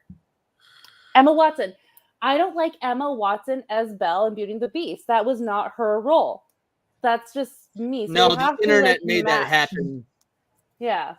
She hasn't been No, that in was much just bad since casting. then, and if she has, I haven't noticed. Like, for somebody who stands up against J.K. Rowling is basically who gave her career. She hasn't been in much lately that I have seen, at least. Other than I believe she movies. claimed she was taking a break from acting to fight for activism or something like that. Like it's She's fighting if for she's- feminism is what she's doing. Yeah. I don't think she's doing a good job because I haven't heard No. anything about it. then she wouldn't be disagreeing with. Okay, that's fine. I know. It's crazy times we live in. I know. But the I fact that just- she also ran her mouth about J.K. Rowling, I was like, okay, if it wasn't for J.K. Rowling, you would not have this significant role, your career, without her. Yes, and people need to understand if you actually listen to what J.K. Rowling says or writes and stuff. And by the way, she's pretty liberal. She's a lefty. She's pretty liberal, but Yeah. her stance she's out is there. she's not transphobic or homophobic. She just doesn't want people to invade women's spaces. That's it. Yep. That's it. She stands up for women to have spaces on everything and doesn't like the idea of men invading. That's all. That's it. And if you actually listen to when her my mom went speak to a reason- domestic abuse shelter when I was 9 years old, we had to stay in a domestic abuse shelter for a while, and I can only imagine what that would have been like if my mom and my siblings and I were all in there, and there was just chicks with dicks walking around like, oh yeah, this is gonna keep my mom plenty safe after already getting her ass beat. Thanks guys. Like it's fucking normal for you want to have women's spaces. That's a completely rational thing. Mm-hmm. Yeah, and it just doesn't seem to convey, and it makes it makes me laugh so much when I see these individuals take her books and like rebind them without her name, and I'm like, you still purchased the book, dude. Like you still put money in her pocket. Like but you know what? Lib's gonna libs. That's Don't worry. Lib's gonna Yeah. libs. Deep down, that spot where their soul's supposed to be, they know it's still her book. Yep. They know they got tattoos. They will follow. J.K. Rowling will follow them forever. They got merch. They got Loki. That's got not tattoos, correct. They got Chicks, I've met a couple chicks that do in fact have ducks. Ducks make great pets. Oh my Ducks? gosh! You want a duck? Can we have a duck? I had a duck when I was young. It was awesome. His name was Gregory. Oh man, Aw. ducks are pretty cool. I had roosters and chickens. I had bad experiences Chickens with ducks great. growing up. They would always bite my feet when I would go to this one farm place that you could feed animals, and it will always a fucking white duck come up to you and just bite your feet. Why's it got to be a white duck? It was a white duck. It's what the standard white stuff. Like it's a white. You could have just said duck. Fucking Wait, white. is that a ruining goose? it for Wait a minute, everyone is else. that a goose? You have a problem with geese. Geese don't like you. Yeah, Geese don't like me. Geese don't like hate anyone. Yeah, geese will. Well, no, mess you up. Geese are vicious. There was a time when a geese went like way the hell out of its way just to make sure Nadia lost her Starbucks. I was walking into school and this geese didn't bother anybody else walking into school, but for some reason it had a beef with me. So I had to throw my hot coffee at it to get it to go away.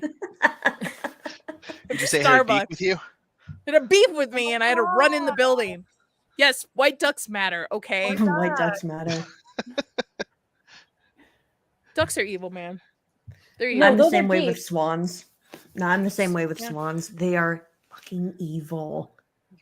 It just anything that flies So is bad. evil. Waterfowl. I have a pet bird. I might just go get him just to bring him on the stream and Oh, terrify that's you. cute. Like when they're little and you can crush them. They're fine. But when As they're long as big you're not enough, a goose or a swan, you're good, Leon. yeah, he's cute. No, I've seen him before. he's a parrot. He's about this big. Aw. I wanted for a while. What's the one with the white feathers on their heads that are Cockatiel.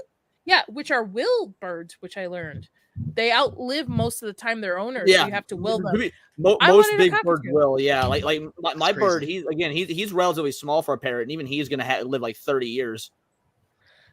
Wow, you better live as long, Leon. Yep, birds live a long life. They do. They Not they like really dogs do. and cats. That's why, as my dad says, the closer to God, the sooner you go. The further away from God, the longer you're still here. So that's with birds. They're not. They're the Antichrist. They're the furthest away from God. Well, someone hasn't told that to my parents have a bunch of cats, and one of them, Lily, she's going to be turning 22 this year.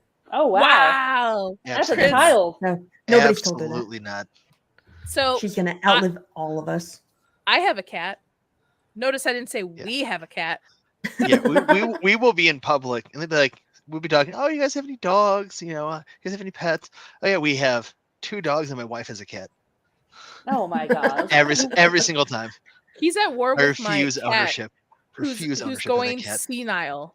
Who's literally going gonna- senile.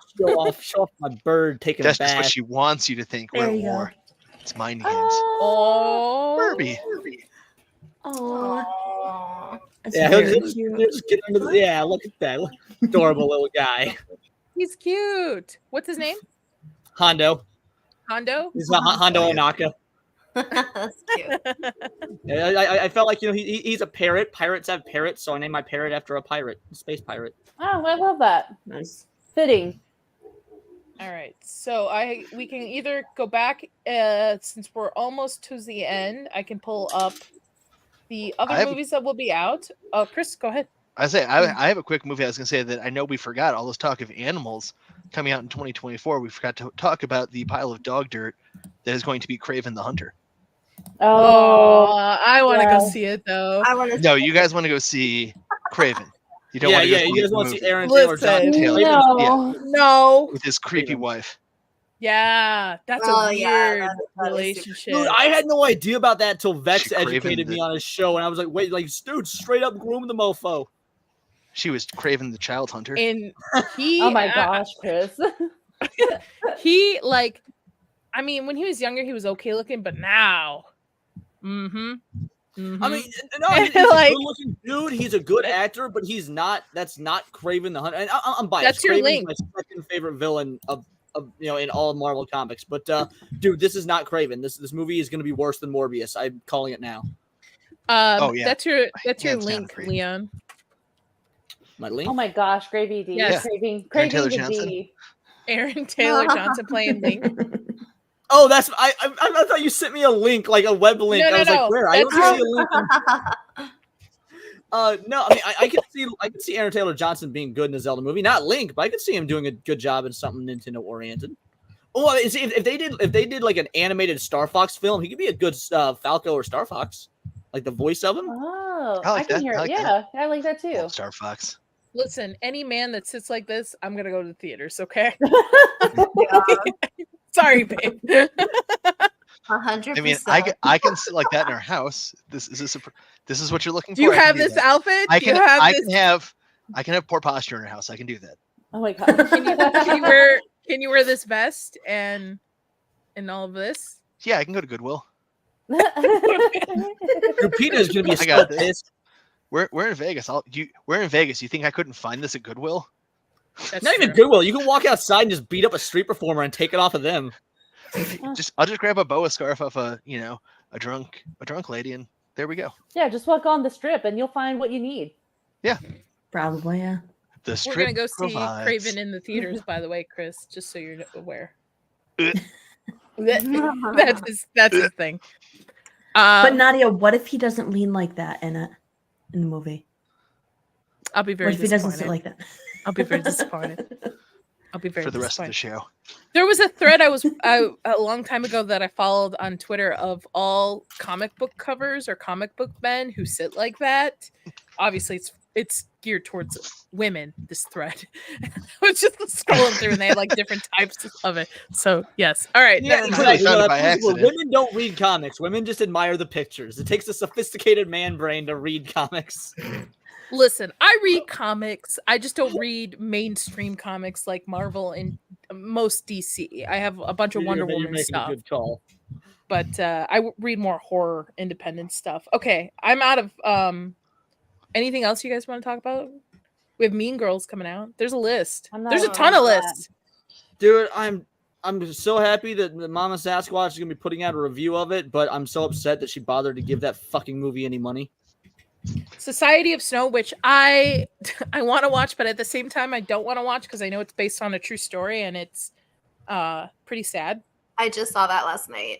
Is it rough watch? It's very rough to watch. Yeah, it's very good though, but it's rough to watch. It Definitely. reminds me of Yellow Jackets, but Yellow Jackets has a Yeah. paranormal twist to it, so it's okay to watch it for me because I'm like, oh, this is fictional, where that's based off a true story, and I'm just like, I can't imagine going through that. Night Swim, which I heard was garbage, and let's see what else we got coming out. The Beekeeper, which everybody's talking about that looks pretty good.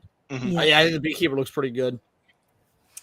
Mean Girls, which, by the way, did we talk about this a couple episodes ago that they duped everybody thinking it was like a continuous movie, but it's actually a movie based off the musical? I don't Yeah, think we did talk about it Thank as God. a whole, but the news is definitely out there. Yeah, because the first trailer came out and it came across as a movie or a sequel or a requel or whatever you want to call it, reboot, but it's actually a movie adaptation of the Broadway musical of Mean Girls. That's weird. I don't know if that makes it any better. Now, I don't know if that so makes I've sense. I really never don't watched think it the does. musical in its entirety. I've heard songs from the musical, and it's actually a really fun musical. But the Mean Girls, it's in the name, mean. We're not allowed to be mean anymore. They're going to change so many of the jokes to make them less mean spirited. And yeah, fuck it. That's the original Mean Girls is a classic because it is so mean spirited. Mean Girls Yeah. was Fetch, and the new one will be them trying to make Fetch happen. That's true. That's Probably. true.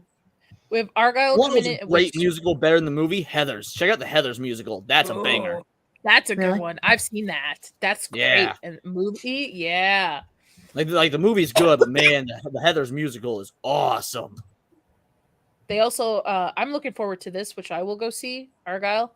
That's a day one in the theaters for me, baby. Ooh, Argyle's gonna be so good. Yep. My poor guy with his stupid haircut, though. I like that haircut. You clearly no one up in the 90s. I like that haircut. Listen, that haircut can work, but like my dude's aging, and his hair is receding a little bit, which is okay. But like that hair cut does nothing for him.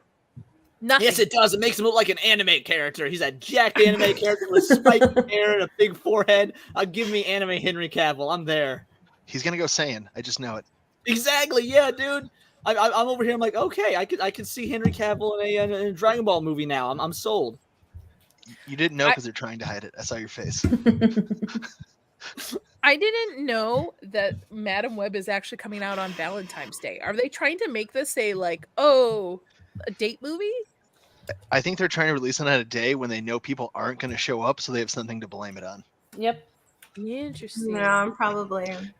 Also, they wasted Sydney Sweeney. She should have been. Yes. I agree with you. Waste. I agree with you, Chris. I've been fan casting her for that for like 2 years now. Yes. Couldn't say it any better. I can't.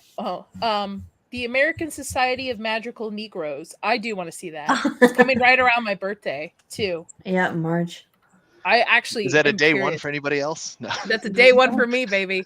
I'm gonna go see it. I want to go. I want to see who else is going to show up in the theater. When this movie makes $56.73, you can proudly say you were a part of that.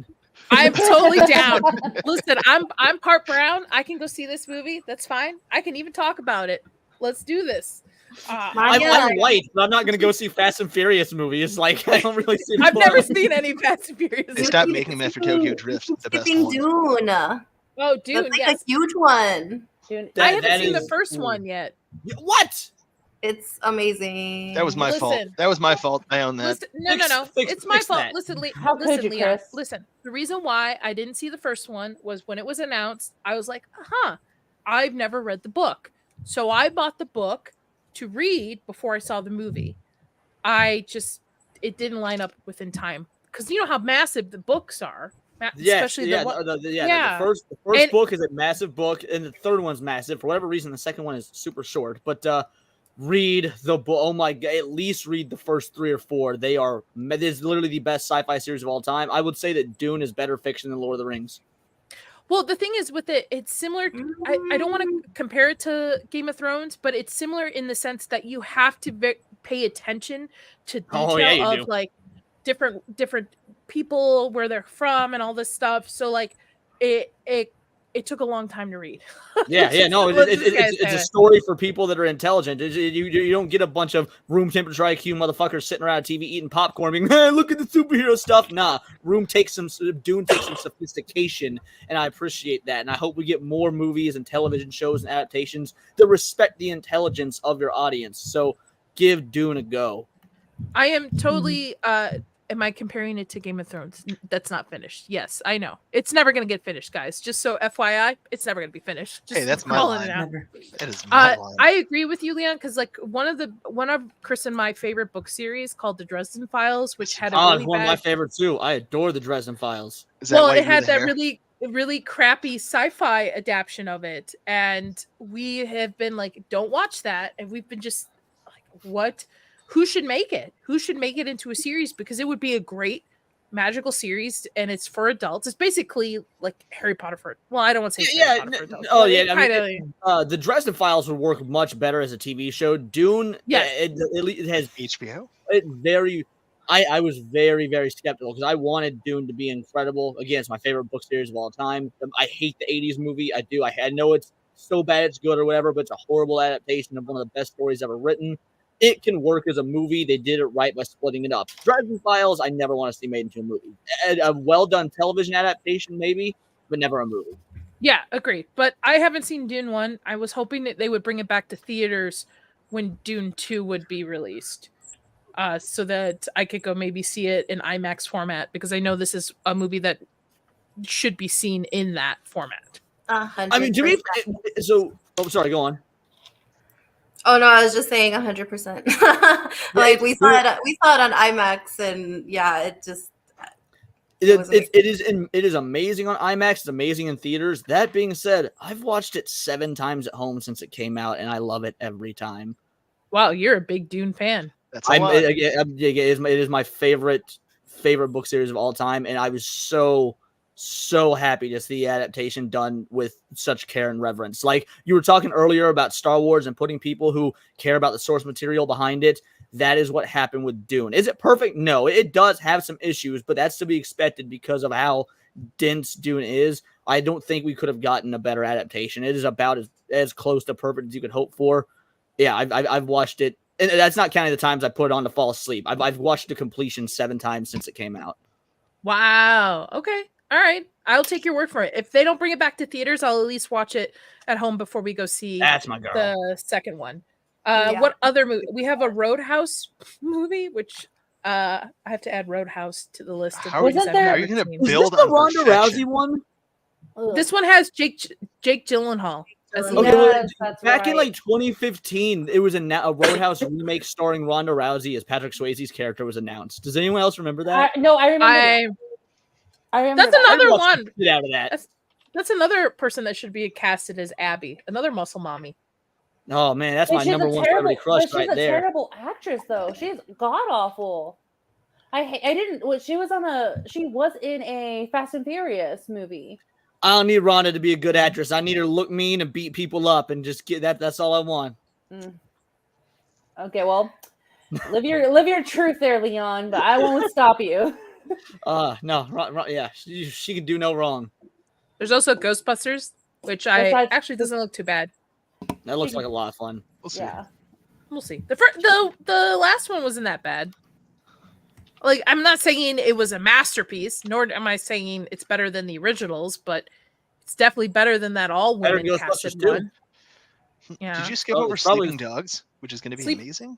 Sleeping Dogs? What is Sleeping Dogs about? Yes. Did nobody else play the Sleeping Dogs games back in like PS2 and stuff like that?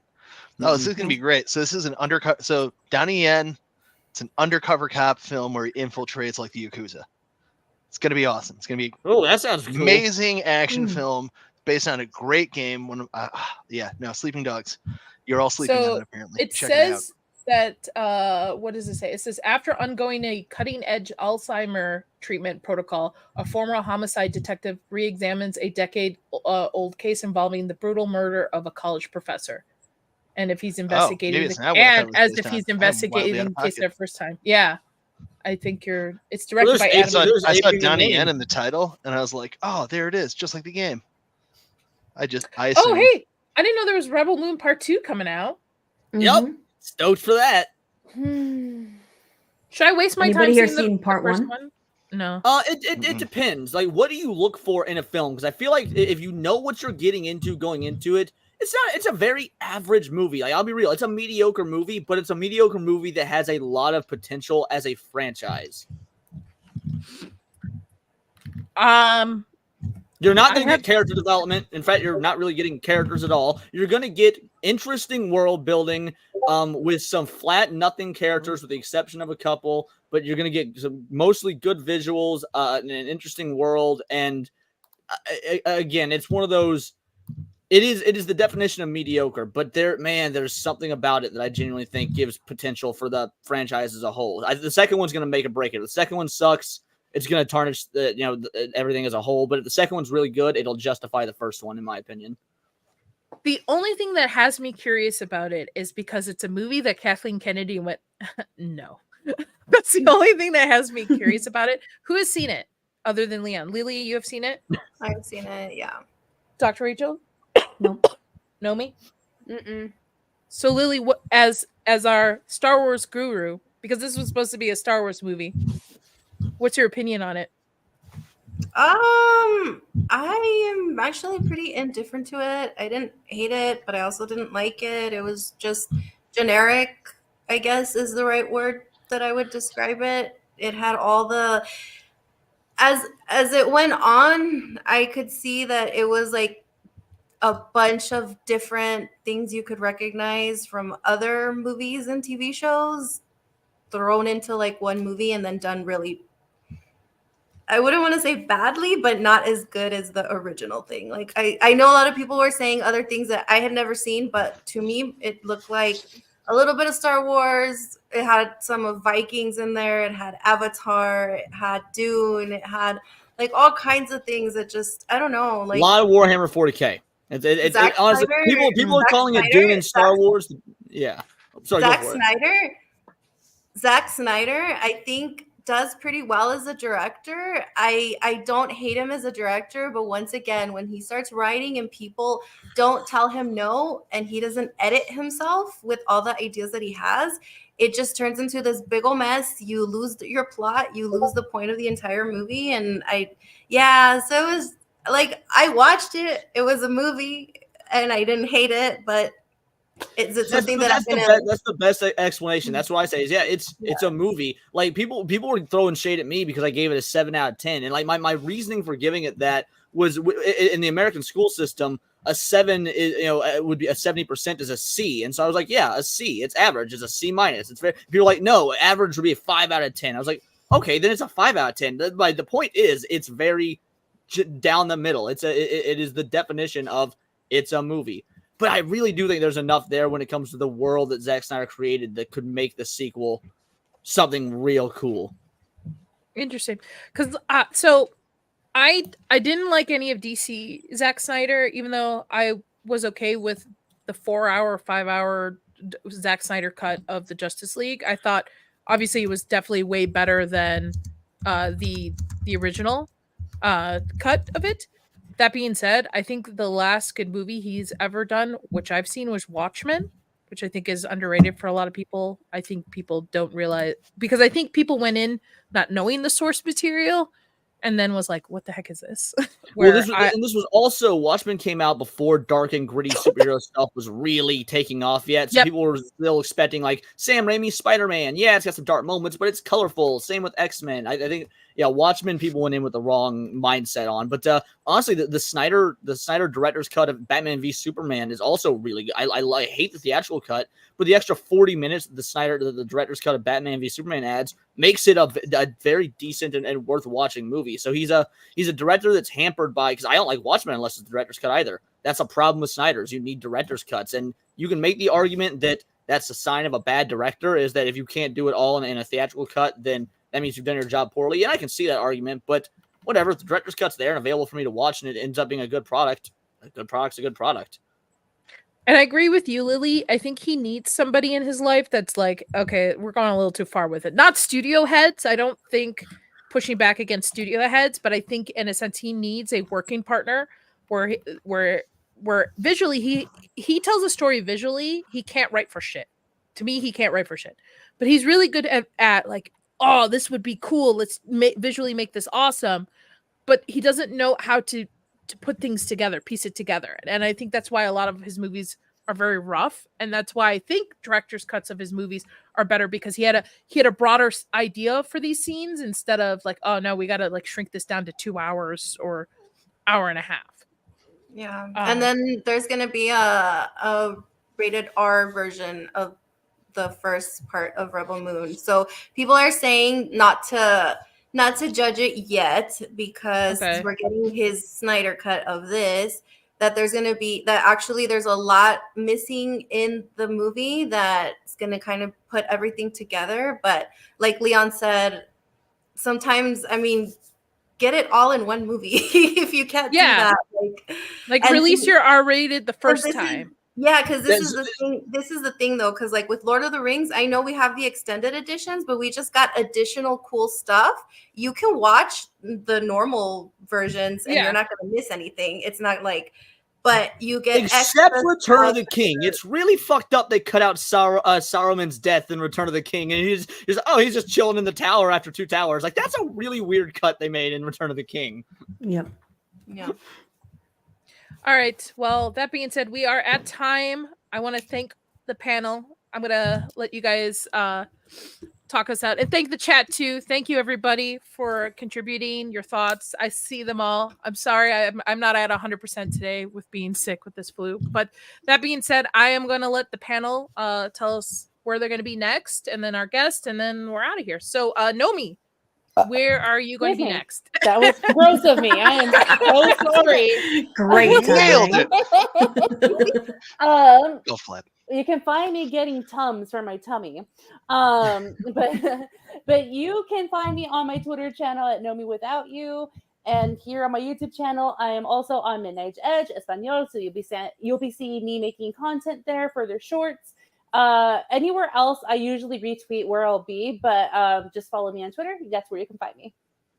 Very cool. Dr. Rachel, where can people find you? I will be at Universal trying to find Nadia a Stanley Cup of Harry Potter. No, I just need the little head wig. That's all I need. Okay, I'll look for that. But that thing is like $50 or $60. So you know, that thing's expensive. I'll pay. Oh, she knows. Awesome. I know. I don't have kids. I have money. Don't worry. There you go.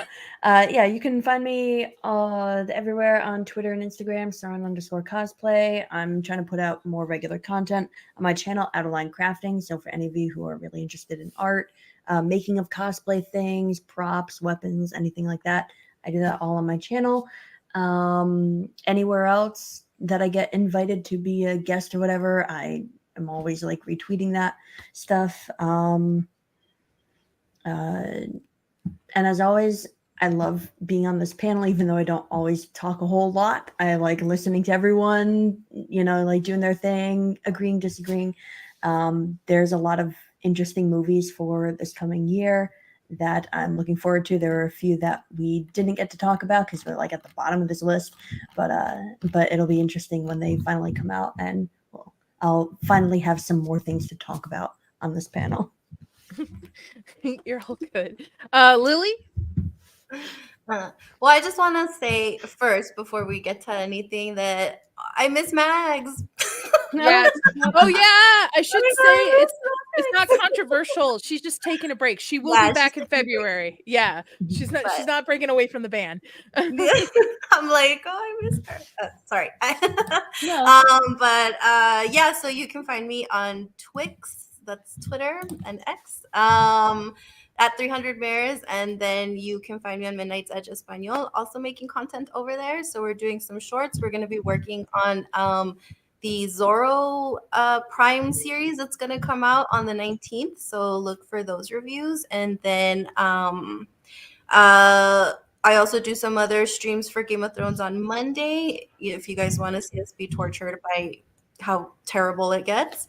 And then on Fridays we do we also just get together just to talk about what's been going on with the week. So that's on Legion Talks. That's on that channel. So anything that I'm on, I'll also just kind of retweet everything on Twitter. So just follow all of us there just to find out where we're all at. Very cool. Chris, I don't think you need to tell them where you're at because you live with me. Leon, tell the people where they can find you next. Yeah, dude, I just want to say thank you so much. It was a blast being on here. I was sitting, I woke up, I was like, I really hope this is worth me taking off of work. I'm gonna miss out on all the difficult IT stuff that I usually do in my day-to-day to talk with all these lovely women. No, it was great. I appreciate it. Thank you so much. This was a lot of fun. I enjoyed the hell out of this. Great conversations. Awesome meeting all of you guys, even Chris. So you could, sorry, buddy, I'm just fucking with you. Hey, even me, I made it. And I was expected to be surrounded by all women, and I was like, damn it, there's a dude. No, I Close enough. awesome. Thank you so much. It was great meeting all of you. Yeah, you can check me out on my channel, Words of Paradise. Like I was saying earlier, I cover pop culture through a political lens. I do my own live show called The Countercast every Monday at 3:00 p.m. Central Standard Time. We got some awesome guests coming up, and we've got, obviously, it's a news show, so I have no idea what we're going to talk about. I don't know what I'm going to talk about, for my videos tomorrow, because it depends on what's in the news. I'll be looking into that after the show to see if anything interesting in nerd culture is happening today. But if you do like daily videos about what's going on in nerd culture, then check out my channel. And also every Saturday night on the iconic Hypnotics channel, we do Saturday Night Hypnosis, and I'm the token liberal on that show. When you got a bunch of anti-woke people together, you need a lefty that apparently is what I am, despite not actually being on the left. You need a lefty that's going to sort of be the counter to everybody's talking points. So certainly not an echo chamber. It's a fantastic show. And other than that, yeah, just Words of Paradise. And again, thank you so much for having me on here. It's been a great week so far. Leon, you're one of my favorite people online, so you're welcome Thank back you. anytime. Your links are also, as well as everybody else's, in the description. So please go check out his channel, give him a sub as well. I'm Nadia, player 1 of the Inside All Day podcast. My husband Chris is player 2. You can find us both on Twitter. I'm at Nerd Dollface. Chris is at Go for Maloney for any updates on the channel. Dames and Dorks is starting weekly, so we will be back next Thursday.